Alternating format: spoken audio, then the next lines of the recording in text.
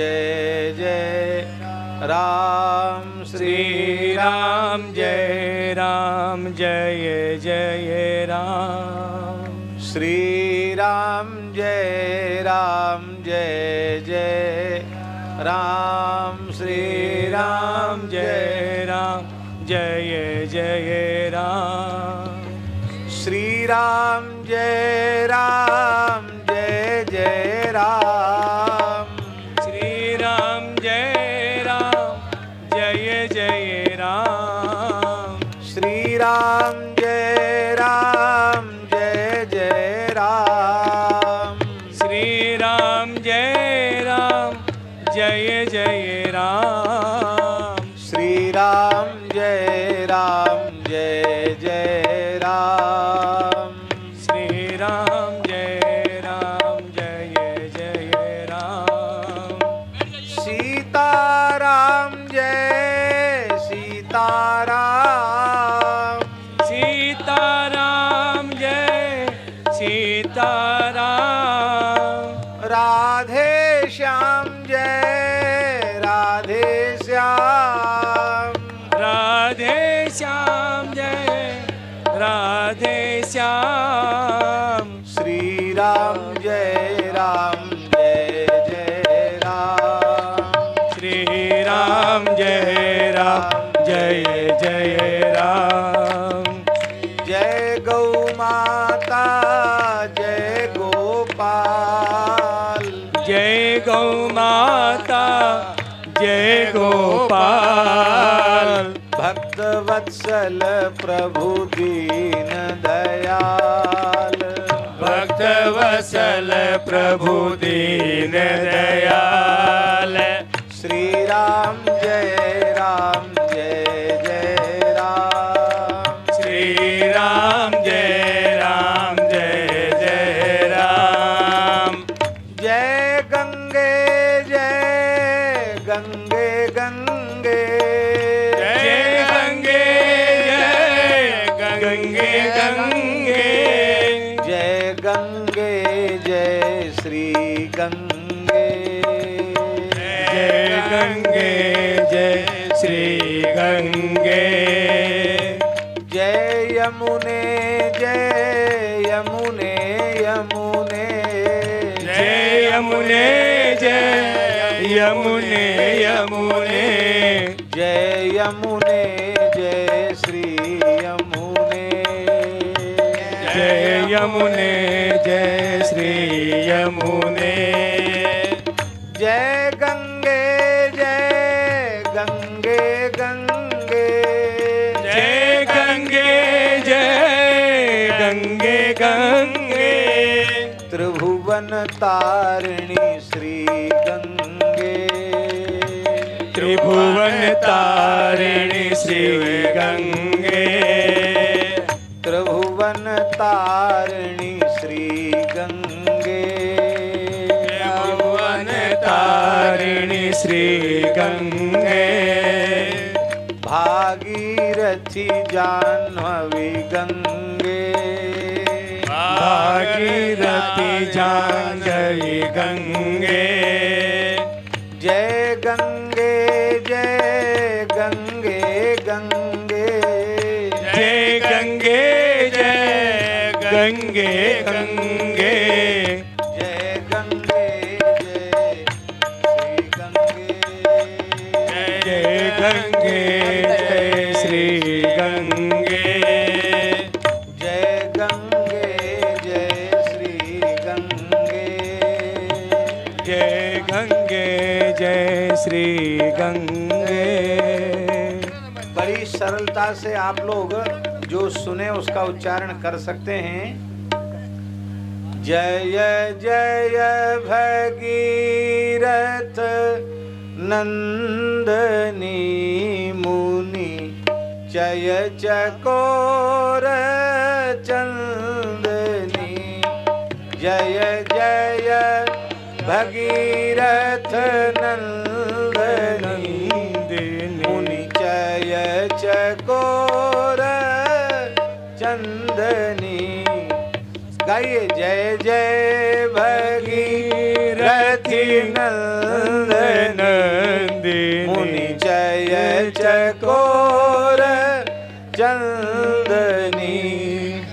नर नाग विबुध वंदनी, नर नाग विबुध वंदनी, जय जन्नु बालिका,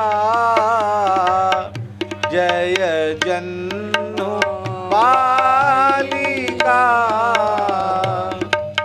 जय जय भगीरथ नंदनी, मुनि चय चकोर चंदनी, जय जय भगीरथी नंदनी, मुनि चय।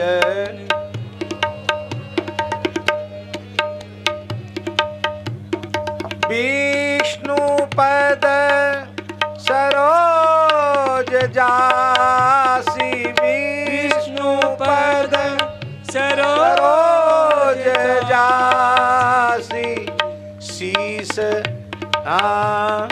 ईस शीस पर विभासी, ईस शीस पर विभासी, त्रिपथ गासी पुण्य राशि, पाप चालिका, त्रिपथ गासी पुण्य राशि, पाप चालिका, जय जय भगीरथ नंदन, मुनि चय चकोर चंदनी, जय जय भगीरथी।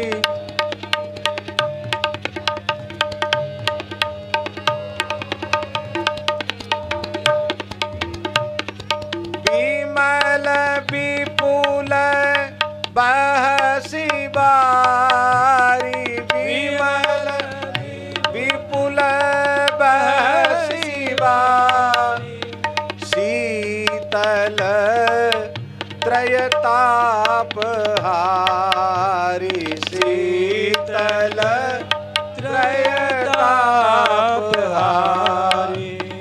भंवर वर विभंग तर, भंवर वर विभंग तर, तरंग मालिका,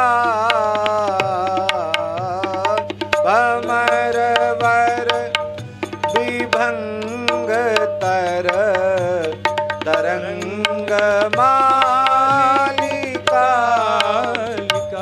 जय जय भगीरथ नंदनी, मुनि चय चकोर चंदनी, जय जय भगीरथ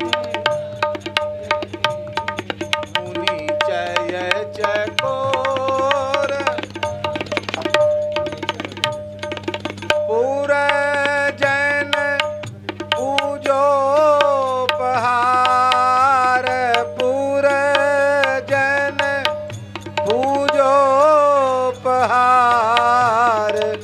शोभित शशि विमल धार, शोभित शशि धवल धार, भंजन भव भार भक्ति कल्पथालिका, भंजन भव भार भक्ति कल्पथालिका,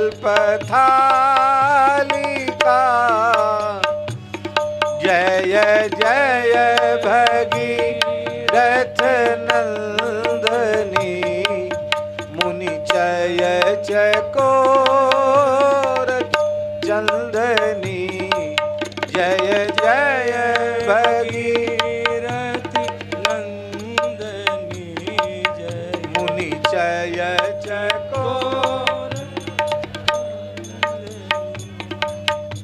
निज तट बासी विहंग निज तट बासी विहंग जल थर चर पशु पतंग जल चल चर पशु पतंग कीट जटिल तापस सब सरिस बालिका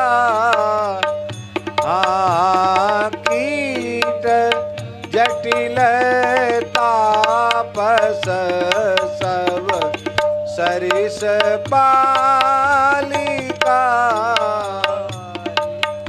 जय जय भगीरथ नंदनी मुनि चय चकोर चंदनी जय जय भगीरथ नंदनी मुनि जय चकोर तुलसी तव तीर तीर तुलसी तव तीर तीर सुमीरत रघुवंश वीर सुमीरत रघुवंश हाँ तुलसी तव तीर तीर तुलसी तव तीर तीर सुमीरत रघुवंश वीर सुमीरत रघुवंश वीर विचरत मति देह मोह महिष कालिका विचरत मति देहि मोह महिष कालिका जय जय भगीरथ नंदनी मुनि चय चकोर चंदनी जय जय भगीरथ नंदनी मुनि जय चकोर चंदनी जय जय भगीरथ नंदनी मुनि जय चकोर चंदनी जय जय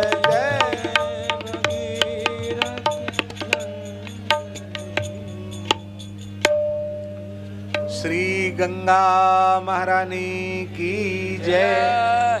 श्री गंगा दशहरा महामहोत्सव की जय। हम लोग अत्यंत सौभाग्यशाली हैं कि परम पवित्र कुब्जाम्रक वन ऋषिकेश धाम में श्री गीता भवन के सन्मुख श्री गंगा जी के तट पर श्री गंग तरंग का अवलोकन करते हुए गंगा दशहरा के पावन अवसर पर गंगा जी के महात्म्य का श्रवण, गंगा जी का पूजन, गंगा जी की मंगलमयी आरती का दर्शन करके अपने मानव जन्म को सफल बना रहे हैं। श्रद्धेय श्री पांडे जी बड़ी सुंदर श्री गंगा जी की महिमा का वर्णन कर रहे थे और कृष्ण कुमार जी ने तो कहा कि हमारा स्वर और राग कुछ नहीं, अनुराग से गा रहे हैं, लेकिन आप तो इतना मधुर गा रहे थे कि क्या कहना। परम गंगा जी के उपासक, गंगा जी के निष्ठावान भक्त श्री महाकवि विद्यापति जी, जिनकी गंगा जी की उपासना से रीझ कर जिन भगवान शिव के जटाओं में गंगा जी विराजती हैं, वे भगवान शिव जिनके सेवक उगना बनकर उनके निकट आ गए, लंबे समय तक उनकी सेवा में रहे और सेवा में ही नहीं रहे। विद्यापति जी केवल गंगा जल पान ही करते थे। जंगल में प्यास लगी, जल नहीं था, अब गंगा जल भी समाप्त हो चुका है, कैसे प्यास बुझे। उगना को कहा, उगना थोड़ी देर में जल लेके आया। स्वाद से वे परिचित थे, उन्होंने कहा अरे यह तो गंगा जल है। गंगा जी के दिव्य जल के स्वाद से परिचित थे। अरे यह गंगा जल है, एक बूंद पानी यहाँ कहीं जंगल में नहीं था, ये कहां से लाए। उगना अंतर्धान हो गया। भगवान शिव ने कहा अपनी जटाओं से ही गंगा जी का जल प्रकट करके हमने तुम्हें पिलाया। ऐसे विद्यापति जी के जो जीवन पर्यंत गंगा स्नान किया, गंगा जल पान किया और अंत में गंगा जी में ही समाहित हो गए, ऐसे श्री विद्यापति जी के भावमय पद का आपने स्मरण किया। कितना बढ़िया भाव कि बड़ा भय लगता है कि आप मेरी माता हैं और मैं कितना बड़ा अपराध करता हूं, सबसे पहले आप पर अपना चरण पधराता हूं, अपना पैर रखता हूं। सच्ची बात तो यह है कि गोद का शिशु वो क्या करेगा, वो तो चरण ही नहीं, अपना संपूर्ण समर्पण अपनी माता की अंक में कर देता है। सच्ची बात है कि गंगा जी जगन माता हैं और हम सब उनकी गोद के शिशु हैं, हम कहाँ जाएंगे। ये जल नहीं है गंगा जी, गंगा जी के जल में क्या है। यावै लसच्छ्री तुलसी विमिश्रा कृष्णांघ्रिरेण्वव्यधिकाम्बुनेत्री पुनातिलोका नुभयत्र शेषान् कस्तां न सेवेत मरिष्यमाण। गंगा जी के जल में आप बड़े भाव से, बड़े ध्यान से आचमन करेंगे गंगा जी के पवित्र जल का, तो केवल जल का स्वाद नहीं आएगा गंगा जी में।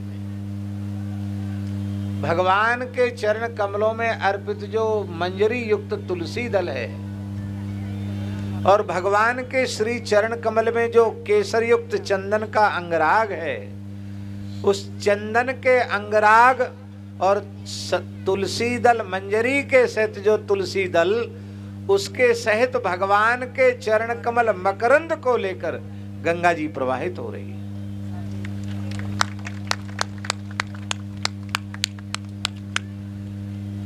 ऐसा है, अनेक जीवों को इस प्रकार की अनुभूति हो जाती है। एक भक्त थे, अब उनका शरीर नहीं है, तीर्थराज प्रयाग में आए, क्षत्रिय कुल का उनका शरीर था, अच्छे पढ़े लिखे विद्वान भी थे, बड़े भक्त थे। तो कुंभ की बात है, प्रयाग की, हमारे निकट आए और बोले महाराज जी गंगा स्नान करने जा रहे हैं, कुछ गंगा जी की महिमा बता दीजिए। तो हमने यही श्लोक बोला, यावै लसच्छ्री तुलसी विमिश्र। तो बड़े भावुक हो गए वो और गंगा स्नान करके आए। आप आश्चर्य मानेंगे, यह घटना 2012 की है। श्वेत वस्त्र पहने हुए थे और गंगा स्नान करने गए तो उनके वस्त्र में केसर का रंग आ गया और तुलसी की मंजरी की सुगंध आ गई और उनके साथ जो लोग थे उन्होंने भी नहाया, उनको कुछ नहीं हुआ। वे आए, आकर के उन्होंने कहा महाराज जी ये विलक्षणता देखिए। हमने कहा आपने गंगा जी का उस भाव से दर्शन किया तो श्री गंगा जी ने अपने ये जो लिखा है भागवत जी में, यावई लसत श्री तुलसी मिश्र कृष्णांघ्रि रेण्वभ्यधिकाम्बु नेत्री, वह अपना जो दिव्य स्वरूप है उस स्वरूप का अनुभव श्री गंगा जी ने करा दिया। पुराणों में बड़ी विलक्षण विलक्षण कथाएं हैं। एक बार नित्य गोलोक में भगवान शिव पधारे और वहां संगीत होने लग गया। सरस्वती जी ने भी गाया, नारद जी ने गाया, गंधर्वों ने गाया। अंत में भगवान शंकर को ऐसी उमंग चढ़ी कि भगवान शिव भी गाने लग गए। ऐसा गाया, ऐसा गाया, ऐसा गाया भगवान शिव ने कि भगवान श्री कृष्ण राधा रानी के सहित पिघलकर जलरूप हो गए। लिखा है पुराणों में, राधा जी के सहित श्री कृष्ण पिघल करके जलरूप हो गए। अब सब रोने लगे कि युगल सरकार सिंहासन पर बैठे थे, गल गए, बह गए, कहाँ गए। चारों ओर दिव्य जल प्रकट हो गया और पुनः वहीं रास मंडल पर श्री कृष्ण भी राधा रानी के सहित प्रकट हो गए। तो कहने का अर्थ है कि ये द्विभूत ब्रह्म है, साक्षात राधा कृष्ण ही पिघल करके इस रूप में प्रवाहित हो रहे हैं। ऐसी गंगा जी की महिमा है। गंगा जी त्रिभुवन पावनी है, तीनों लोकों को गंगा जी पवित्र करती हैं। पुनाति लोकान, लोकम पुनाति नहीं लिखा है, लोकान पुनाति। ब्रह्म सदन से गंगा जी आती हैं और भोगवती धारा के रूप में पाताल तक जाती हैं। इसलिए चतुर्दश भुवन कोशात्मक संपूर्ण ब्रह्मांड को गंगा जी पवित्र करती।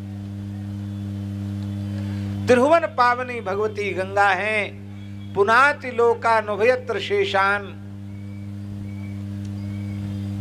व्यास जी कह रहे हैं, वेद व्यास जी, कस्ताम न सेवेत मनुष्यमाणा, कौन ऐसा मरने वाला मनुष्य है जो श्री गंगा जी का सेवन न करे। अच्छा एक बात बताओ, जीने वाला कौन है? कस्ताम न सेवेत मनुष्यमाणा, कौन ऐसा व्यक्ति है जो मरने वाला हो और गंगा जी का सेवन न करे। ऐसा कोई व्यक्ति खोज के लाओ जो मरने वाला न हो। संसार के जितने शरीरधारी हैं वे सबके सब मनुष्यमाण हैं। मनुष्यमाण शब्द का अर्थ क्या है? मरणाभिमुख, मृत्यु की ओर जो अग्रसर हो रहा है उसे म्रियमाण कहते हैं। म्रियमाण शब्द में सानच प्रत्यय है और सानच प्रत्यय व्याकरण शास्त्र में वर्तमान काल का बोध कराता है। लट क्षत्रि सानचा व प्रथमा समानाधिकरणे, पाणिनि जी का सूत्र है। वर्तमाने लट, वर्तमान काल की क्रिया में लट होता है और लट के स्थान पर ही क्षत्रि सानच होते हैं। इसका अर्थ है वर्तमान क्षण में जो मौत की ओर बढ़ रहा है। जितने संसार के शरीरधारी हैं सब वर्तमान में ही मौत की ओर बढ़ रहे हैं, हर क्षण मौत की ओर बढ़ रहे हैं। इसलिए म्रियमाण सबके सब हैं। कौन ऐसा म्रियमाण पुरुष है जो गंगा जी का सेवन न करे। बड़ी अद्भुत महिमा श्री गंगा जी की है। कितनी महिमा है। एक पंडित जी बड़े सरल हृदय के थे। उन्होंने पुराणों का पारायण किया तो उनकी बात समझ में आई कि पुराणों में गंगा जी की महिमा सबसे अधिक है, शालिग्राम जी की महिमा सबसे अधिक है, तुलसी की महिमा सबसे अधिक है और भगवान नाम की महिमा सबसे अधिक है। तो उन्होंने समझा कि भगवान नाम, तुलसी, शालिग्राम और गंगा इन चार की बड़ी भारी महिमा है। इन चारों में से किसी एक का भी दृढ़ता पूर्वक आश्रय ले ले तो काम बन जाए, और चारों का आश्रय कोई ले ले तो उसके लिए कलयुग नहीं है। कलयुग उन्हीं के लिए है जो इन चारों का आश्रय नहीं लेते। तो पंडित जी बड़े सरल हृदय के थे, नाम जप तो करते ही थे, शालिग्राम जी की सेवा, तुलसी की भक्ति तो करते ही थे, लेकिन डर के मारे गंगा जी नहीं जाते थे। क्यों? बोले गंगा जी के दर्शन से मुक्ति हो जाएगी, तो अभी तो हमारे घर में बहुत काम धाम है, पूजा पत्री पंडिताई है, हमारा बालक अभी पांडित्य संभालने के योग्य नहीं है, तो इसलिए डर के मारे गंगा जी नहीं जाते थे। अब भगवान की दया से पुत्र का विवाह भी हो गया, पढ़ लिख के आ गया, विवाह हो गया, घर गृहस्थ की जिम्मेवारी से मुक्त हो गए। अब उन्होंने किसी का कुछ लेना देना बकाया था वो भी पूरा कर दिया, और अपने पितरों को श्राद्ध तर्पण भी सब कर दिया। बोले भैया अब हम जा रहे हैं। कहाँ जा रहे हैं? गंगा जी। अरे बोले तुम अनहोते गंगा नहाने जा रहे हो? गंगा नहाने तमाम लोग जाते आ जाते।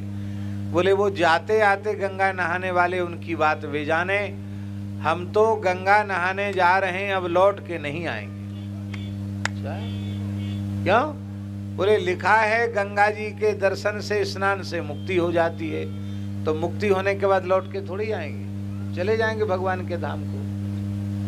लोग हंसने लगे, कह रहे तमाम दुनिया गंगा जी नहा रही है, लौट के घर आ जाते हैं लोग गंगा नहा के, ये पंडित जी भले नहाएंगे गंगा जी। अब ये तो पता नहीं कि कहाँ नहाने गए, हो सकता है ऋषिकेश में ही आए हो पंडित जी नहाने, कोई पता है? तो पंडित जी ने जैसे ही गोता लगाया, तो गोता तो लगाए लेकिन वो वहीं वहीं खड़े रह गए, मुक्त तो हुए नहीं। तो उनको बड़ा आश्चर्य हुआ, कह रहे भाई गंगा जी के बारे में तो लिखा है गंगा गंगेत यो ब्रूयात योजनानाम शतैरपि, सैकड़ों योजन दूर से गंगे गंगे गंगे कहे तो मुच्यते सर्व पापेभ्यो विष्णु लोकम स गच्छति। और यहाँ तो गंगा केवल उच्चारण नहीं, गंगा जी की स्तुति, गंगा में गोता लगाया, आचमन कर लिया, और गंगा जी के कमर भर जल में खड़े हैं, फिर भी तो मुक्त हुए नहीं। तो महात्म्य में तो कोई कमी नहीं है, हमारे में ही कोई कमी है। लगता हमारे हृदय का विश्वास, हमारी श्रद्धा में न्यूनता है। पंडित जी दुख के मारे रोने लगे कि हाय हाय हम कितने पापी हैं, गंगा जी में खड़े होकर भी मुक्त नहीं हो रहे हैं। अब गंगा जी के जल की महिमा बहुत ध्यान से सुने। श्रीमन नारायण करते हुए उनको नारद जी का दर्शन हो गया। अब हम आपसे पूछते हैं, नारद जी के दर्शन में और भगवान के दर्शन में अंतर है क्या?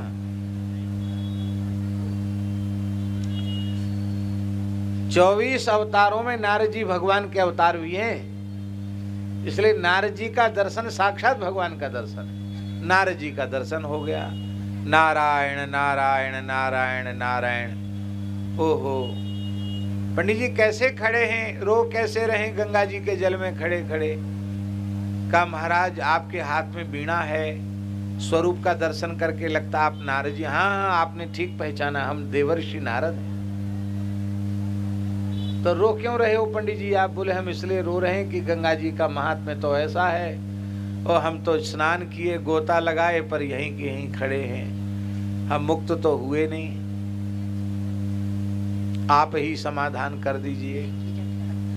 नारद जी बोले महिमा तो जो लिखी है उतनी नहीं है, उससे भी अनंत गुणित गंगा जी की महिमा है। जो लिखी है वो कम है बहुत ज्यादा गंगा जी की महिमा।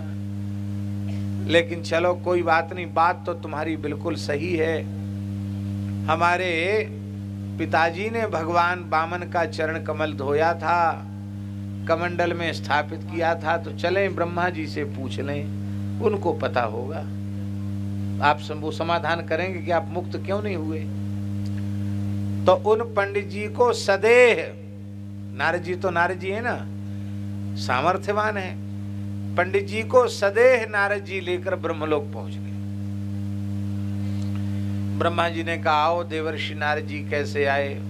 नारद जी ने सारी बात बताई। ये पंडित जी मुक्त नहीं हुए, आपने भगवान का चरण धोया था, गंगा जी प्रकट हुई, आपके कमंडल में रही, आप बताओ। ब्रह्मा जी ने भी बहुत महिमा गंगा जी की गाई और गाते गाते बोले भाई महिमा तो इससे भी अनंत गुणित है, और पंडित जी क्यों मुक्त नहीं हुए, हमारी बुद्धि भी कुंठित हो रही है, मैं नहीं बता सकता। जिनकी जटाओं पर गंगा जी सदा विराजती वो भोले बाबा बताएंगे। तो शिवलोक पहुंच गए। अब ब्रह्मा जी, नारद जी और वो पंडित जी सब तीनों मिलकर शिवलोक पहुंच गए। शंकर जी ने कहा आओ आओ आओ ब्रह्मा जी महाराज आओ, नारद जी आओ। अरे ये पंडित जी को कहां से ले आए? अरे बोले महाराज ये पंडित जी ही सबको घुमा रहे हैं। इन्होंने गंगा जी में गोता लगाया और इनको मन में ये हो गया कि हम मुक्त क्यों नहीं हुए, तो हमारे पास आए। हमने भी खूब महिमा गाई पर हम इनको समाधान नहीं दे सके, आप समाधान दे दें। शंकर जी ने भी गंगा जी की खूब महिमा गाई पर बोले भगवान का चरणोदक है, मान के मैं मस्तक पर धारण तो करता हूं पर पूरा महात्म्य वर्णन करने में मैं समर्थ नहीं हूं। पंडित जी क्यों मुक्त नहीं हुए भगवान जाने। अरे जिनके चरणों का जल है वो ही बताएंगे, जिनके चरणों से गंगा जी प्रकट हैं। तो चलो वैकुंठ चलो। तो शंकर जी, नारद जी, ब्रह्मा जी और वो पंडित जी सब के सब वैकुंठ चले गए। अब देख लो ध्यान से, पंडित जी सशरीर वैकुंठ तक चले गए, ये गंगा जी की महिमा। और जब वहां गए तो भगवान शेष पर्यंक पर पौड़े थे, भगवान उठ के बैठ गए। आओ आओ आओ नारद जी आओ, ब्रह्मा जी आओ, शंकर जी आओ। वाह, अरे ये मर्त्य लोक के पंडित जी यहाँ तक कैसे चले आए? अरे बोले महाराज अब आई गए, हम लोग ले आए इनको यहाँ, क्या समस्या है? सारी बात बताई। भगवान बोले देखो हमारे चरणों से गंगा जी अवश्य प्रकट हैं, पर संपूर्ण महात्म्य का वर्णन करने में मैं भी समर्थ नहीं हूं। बस ऐसा करो कि इन पंडित जी को उठा के लाओ, मेरी गोद में बिठा दो। तो एक हाथ पकड़ा शंकर जी ने, एक हाथ पकड़ा ब्रह्मा जी ने और पीछे से उठाया गोद में नारद जी ने। ब्रह्मा जी ने, शंकर जी ने, नारद जी ने, तीनों ने उठा के भगवान की गोद में रख दिया। बोले अब बताओ। भगवान बोले बताएं क्या, अब तुम सब पधारो, पंडित जी हमारी गोद में ही रहेंगे। बोलो भक्त वत्सल भगवान की।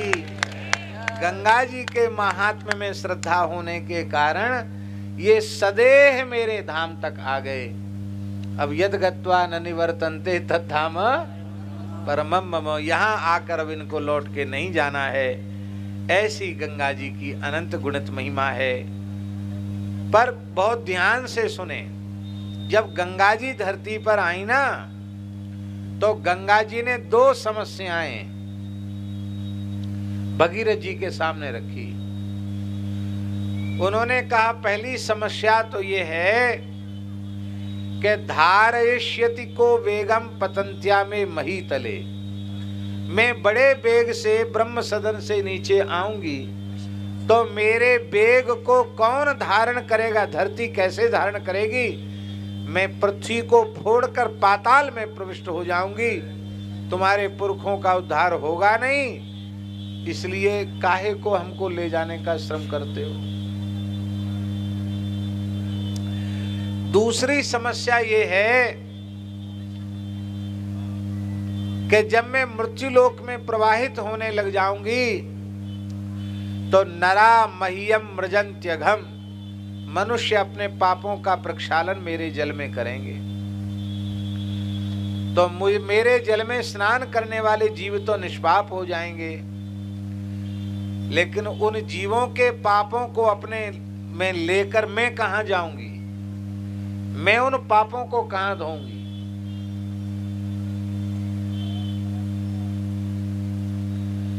भाई एक सीमा भी तो है, कितने पाप धोऊंगी मैं? भगीरथ जी बोले माताजी दोनों समस्याओं का समाधान है। कैसे? बोले धारयस्यति ते वेगम रुद्रस्त्वात्मा शरीरिणाम, प्राणी मात्र की आत्मा जो भगवान रुद्र हैं वे तुम्हारे वेग को धारण करेंगे। कौन रुद्र? यस्मिन्नोत प्रोतमिदं विश्वम साटीव तंतुषु, जैसे साड़ी में धागे ऐसे ही जिनमें सारा विश्व ओतप्रोत है वो शिवजी धारण करेंगे। शिवजी ने स्वीकार कर लिया कि मैं जटाओं में धारण करूंगा। और दूसरी समस्या जो तुमने बताई, आपने बताई कि लोग अपने पाप मुझ में धोएंगे, मैं अपने पाप लेकर कहां जाऊंगी। तो बात यह है कि केवल पापी ही तुम्हारे जल में स्नान नहीं करेंगे, भगवान के प्राण प्यारे भक्त भी तुम्हारे पवित्र जल में गोता लगाएंगे। कैसे भक्त गोता लगाएंगे? बड़ा प्यारा श्लोक है। इसमें लक्षणों का वर्णन इसलिए है कि हमारे जैसे लोग भूल में न पड़ जाएं, हमारे जैसे लोग अपने ऊपर यह आरोप न कर लें कि हमारे जैसे लोगों के स्नान से गंगा जी निष्पाप हो जाती हैं, नहीं तो हम भी अपने को संत मानकर ऐसा कहने लग जाएंगे। इसलिए लक्षण दे दिए गए। साधवो न्यासिनः शान्ताः ब्रह्मिष्ठाः लोकपावनाः हरन्त्यघं तेङ्गसङ्गात् ते स्वास्ते यज्ञविद्धरि। बड़े प्यारे लक्षण हैं। साधवः, जो साधु हैं, साधु माने पर उपकार बचन मन काया, संत सहज स्वभाव खगराया। मन वाणी क्रिया से जो परोपकार में लगे हैं। भैया संतों का सबसे बड़ा परोपकार यही है कि जीवों को जन्म मृत्यु के चक्र से छुड़ाकर भगवान की प्राप्ति के पथ पर चला देना, ये संतों का सबसे बड़ा उपकार है। दूसरा लक्षण है न्यासिनः। न्यासिने का अर्थ होता है विरक्ता, विरक्त है। न्यासी माने 3 प्रकार की ऐषणाओं से शून्य।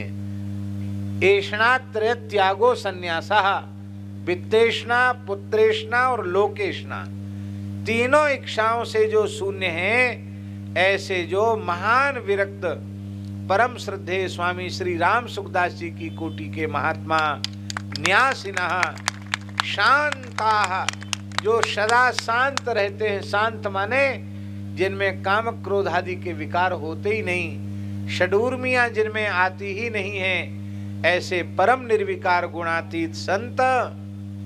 शांताः ब्रह्मिष्ठाः, जो ब्रह्मनिष्ठ हैं, ऐसे संत केवल तुमको पवित्र करने वाले। लोक पावना, सारे ब्रह्मांड को पवित्र करने वाले ऐसे संत जब तुम्हारे जल में गोता लगावेंगे तो उनके पावन शरीर का स्पर्श जब तुम करोगी तो हे गंगा जी तुम भी निष्पाप हो जाओगे।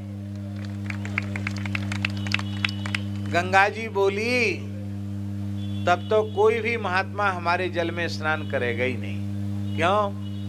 पाप करे दुनिया, धोए हमारे जल में, और साधु गोता लगावे तो साधुओं पर चढ़ जाए पाप। तो साधु क्यों नहाएंगे गंगा जी? दूर से गंगा जी को हाथ जोड़ लेंगे।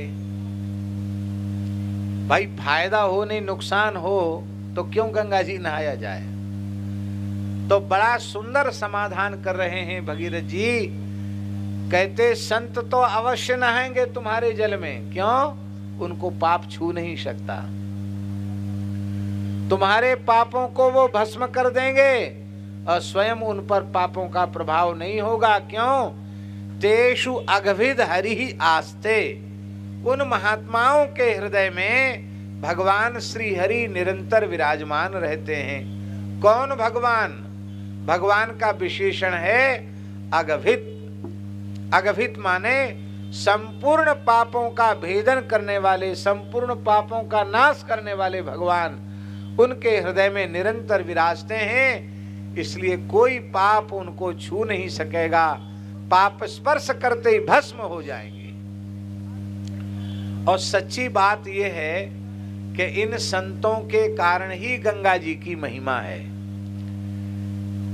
व्यास जी ने गंगा जी की महिमा गाई तो व्यास जी संत हैं, वाल्मीकि जी ने गंगा जी की महिमा गाई तो वाल्मीकि जी संत हैं, विद्यापति जी ने गंगा जी की महिमा गाई तो विद्यापति जी संत हैं। गाने वाले संत ही तो हैं। ये गंगा जी की महिमा न गाते तो हम लोगों को कैसे पता चलता ये गंगा जी। तो गंगा जी के महात्म्य को स्थापित करने वाले संत हैं। कभी किसी ने कल्पना की होगी इस युग में, पता नहीं किस सन संवत की बात है, हमें तो पता नहीं, लेकिन जब सेठ जी यहां पहली बार आए होंगे तब यहां क्या होगा, घोर जंगल होगा, कुछ नहीं। पर इस स्थल को उन्होंने पसंद किया और यहां सत्संग की पवित्र परंपरा उन्होंने स्थापित की। एक साथ दो धाराएं बहा दी सेठ जी ने। एक तो भगवान के चरणों से निकली हुई धारा बह रही है और एक सेठ जी ने सत्संग की धारा बहा दी है। ये सत्संग की त्रिवेणी यहां बहा दी। दोनों धाराओं में स्नान करो, यहां भी स्नान करो और सत्संग की धारा में भी स्नान करो, तो कितनी बढ़िया बात। और वो धारा भी तब से अब तक बह रही है और सत्संग की धारा भी तब से अब तक बह रही है। पहले तो कोई समय था कि केवल ग्रीष्म काल में ही इस क्षेत्र में प्रायः सत्संग होता था। अब तो शायद 12 महीने में कोई ऐसा महीना नहीं होगा जो इस क्षेत्र में, गीता भवन स्वर्गाश्रम का जो क्षेत्र है, इस क्षेत्र में शायद वर्ष भर में कोई ऐसा समय नहीं होगा जब सत्संग ना हो। और नित्य सत्संग तो यहाँ होता ही है, नित्य प्रार्थना होती है, नित्य सत्संग होता है, वो तो 12 मास चलता है। और जगह जगह कथाएं चल रही हैं। परम पूज्य स्वामी श्री गोविंद देवगिरी जी की कथा चल रही है, इधर श्री संत मुरलीधर जी की कथा चल रही है, और जाने कितने महानुभावों के, देवकी नंदन जी की कथा चल रही है, राधा कृष्ण जी व्यास उनकी कथा, अभी उनकी कथा होके गई है। कितने संतों की, कितने वक्ताओं की कथा निरंतर यहाँ हो रही है। ये मूल में हमको लगता है जीवन मुक्त भगवत प्राप्त महापुरुष सेठ श्री जयदयाल गोयनका जी के सत्संकल्प की ये महिमा है कि आज सत्संग का भी इतना विस्तार हो गया और दोनों धारा एक साथ बह रही है। भगवती भागीरथी की गंगा की धारा भी बह रही है और राम कथा मंदाकिनी, कृष्ण कथा मंदाकिनी भी प्रवाहित हो रही है। हम लोग दोनों में स्नान करके अपने जीवन को धन्य करें। इन्हीं शब्दों के साथ गंगा जी को प्रणाम करते हुए, सभी पूज्य संतों को प्रणाम करते हुए, सभी वैष्णवों का वंदन करते हुए, और बड़ी प्रसन्नता है कि हमारे मोहता जी ने चित्रकूट वाले पुजारी जी को गंगा जी के पूजन के लिए कहा। ये तो मंदाकिनी के बिल्कुल गंगा जी के तट पे ही रहते हैं, तो बहुत अच्छा हुआ कि एक महान संत के द्वारा आपने पूजन कराया। इन्हीं शब्दों के साथ हम गंगा जी को प्रणाम करते हैं। नारायण नारायण। सभी लोग एक बार श्री सीताराम प्रतिदिन सत्संग एवं दर्शन के लिए श्री महाराज जी के ऑफिशियल चैनल को जरूर सब्सक्राइब करें।